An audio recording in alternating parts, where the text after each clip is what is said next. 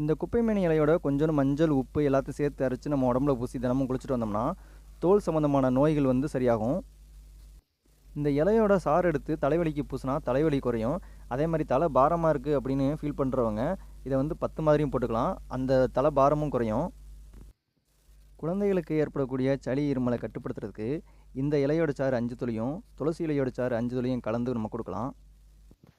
இந்த குப்பைமேனி இலையோட சாறு எடுத்து நல்லெண்ணெயோடு சேர்த்து அதை நல்லா காய்ச்சி நம்ம உடலில் வலி இருக்க இடங்களில் தடவணும் அப்படின்னா நம்ம உடல் வலி வந்து குறையும். ஒரு சில பேர் உடல்நலம் சரியில்லாமல் படுத்த படுக்கையாக இருப்பாங்க. அவங்களுக்கு படுக்கை புண் உண்டாகும். அவங்களுக்கு வந்து இந்த குப்பைமேனி இலையோட சாறு எடுத்து தடவணும் அப்படின்னா படுக்கை புண் நோய் குணமாகும். அதே மாதிரி இந்த குப்பைமேனி இலையை விளக்கெண்ணெயோடு சேர்த்து வதக்கி இளஞ்சீட்டோட படுக்கை புண்கள் மேலே கட்டினோம் அப்படின்னா அந்த படுக்கை புண் சரியாகும்.